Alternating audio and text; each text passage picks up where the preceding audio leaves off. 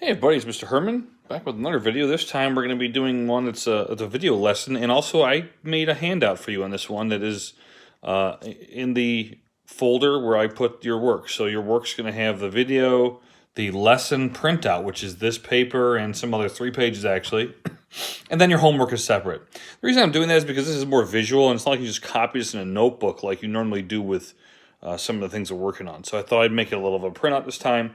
Again, you can just then write on this, and this is like your lesson notes. So let's start with what we're going to be doing today. First of all, I'm talking about different types of angles and angle relationships. We're going to be using multiple types today, starting with vertical angles.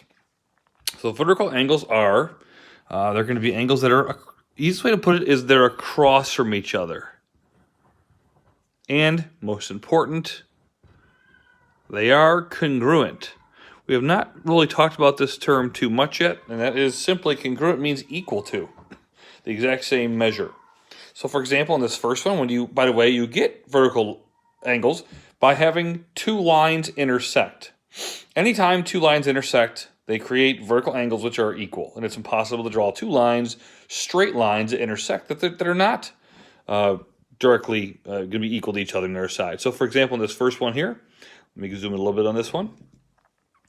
Right here on this first example here, you can see this says 115 degrees here. Well, that would be the angle right here. That's the arc of that angle right there, which is well over 90 degrees. You can see it's much more than a 90-degree angle. The one directly across it here, this one here, is also 115 degrees.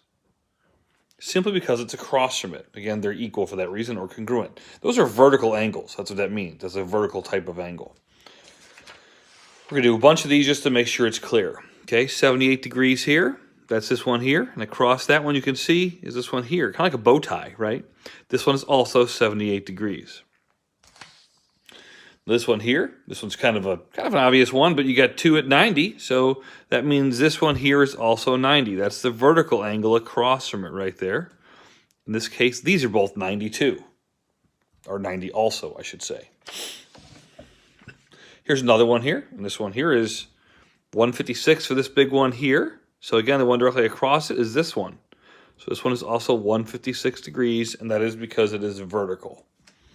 I think we'll skip on to the next part now. We did 4 examples of those. We're going to talk about, I believe, 3 other types of angles now. And this is going to get a little tricky, so again, try to watch it more than once if you have to. We're going to start by talking about this drawing right here. So in this first part here, we're talking about something called a transversal. So line C right here we have.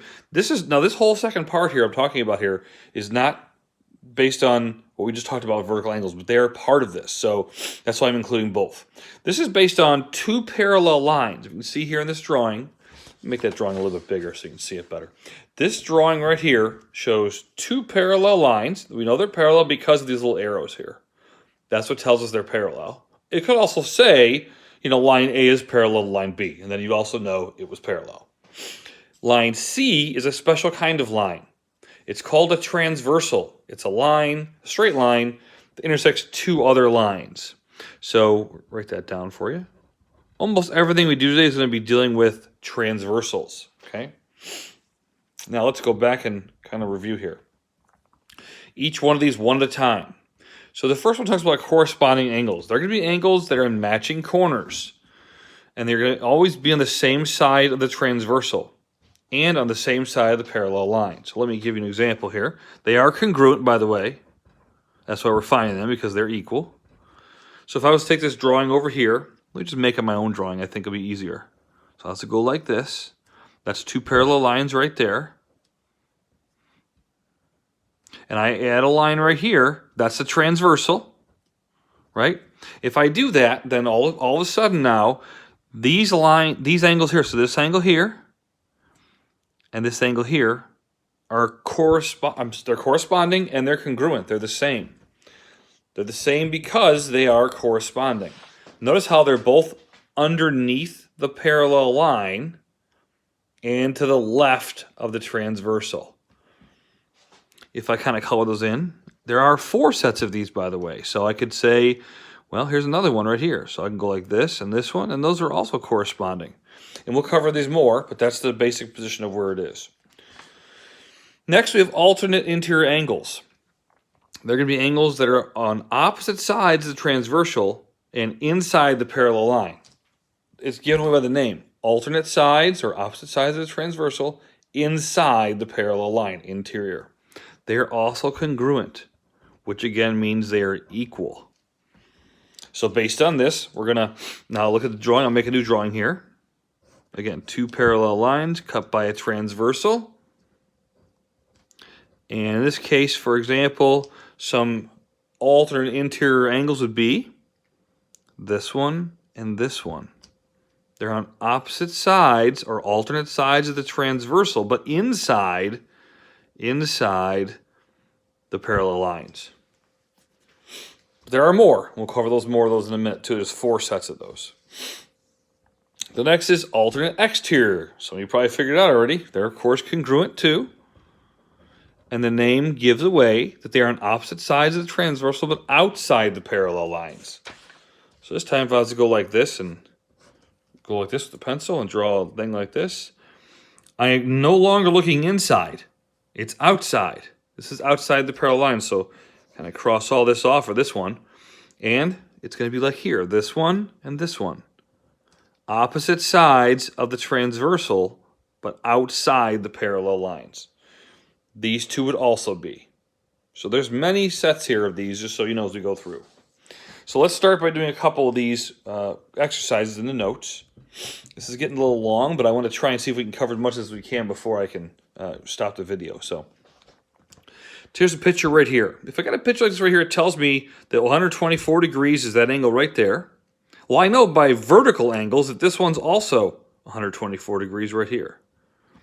So based on it, wants me to tell the measure of each angle and how I know it. So it's jumping from to 1.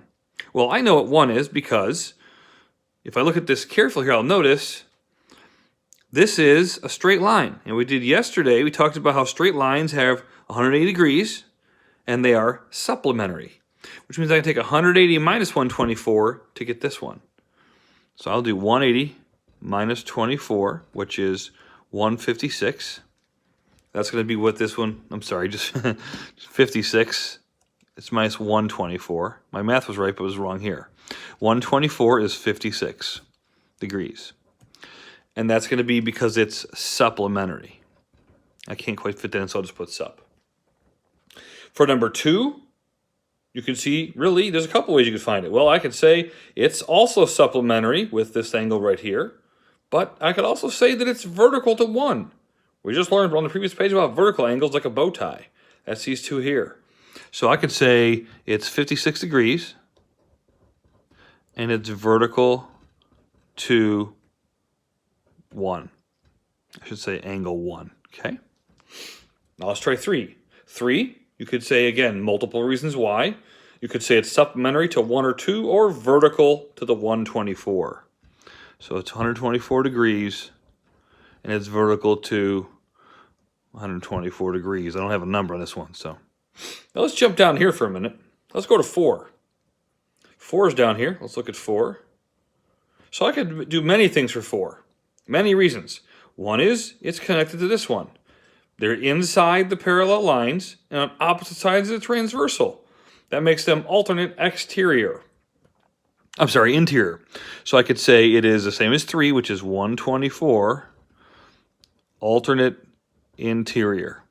You could also say it corresponds to this one, because this is corresponding to this one. Same side of the transversal, same position above the parallel line. Number 5, again, I could do it multiple ways. I could say 5 is going to be 56 because it's corresponding to 1. I could say it's alternate interior with 2. Or I could say it's supplementary with 4. Multiple reasons. So it's going to be 56 degrees. I'm going to say supplementary with 4. And again, it doesn't have to be, that whole thing there as far as the reason why. You don't have to put all reasons down, just one reason. Let's move on to a couple tougher ones again before this gets to be too long. I want to show you some of these ones that have the variables in them. I thought I had some with variables in them here. Not too many, I guess not. So we'll just go what we have here. So again, let's try this one. This is good practice right here too, and I'll try to zoom in a little bit here. There we go. So in this one here, it wants us to find an example of each type. So let's look here. A pair of corresponding angles. Anything that corresponds, there's a whole bunch of them here. But I'll just pick this first one, 4. And which one corresponds to 4? I'll give you a second to answer if you think you know. Remember, it's on the same side of the transversal, so it takes everything out of here. Can't be any of these. That doesn't go very well. Let's go like this. Takes all the stuff out on this side. And then beyond that, it's going to be also above the parallel line. So that'd be 5. So it'd be 4 and 5. So 4 and 5 are corresponding. Oh, that goes up here.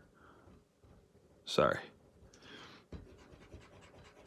Okay, now a pair of alternate interior. So I'll get rid of these for a minute.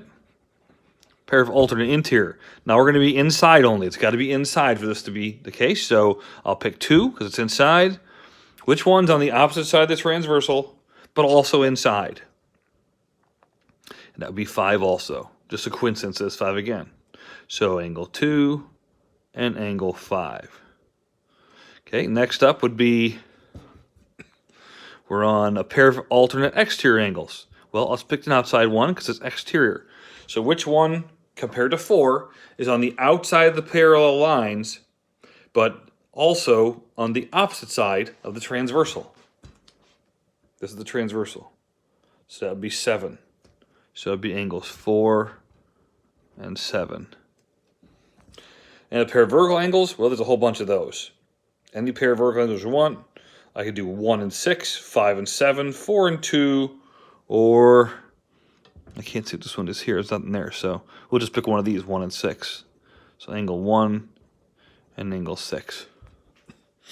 Again, try to use this lesson. Hopefully it'll help you out with the homework tonight, and give it a shot. I want you to do the best that you can. I think you'll be able to figure a lot of these out. If you have questions, let me know, and I'll explain them to you. Go ahead and email me if you're not sure about something. Otherwise, give it a shot, and we'll talk soon. Have a great Tuesday. Bye-bye.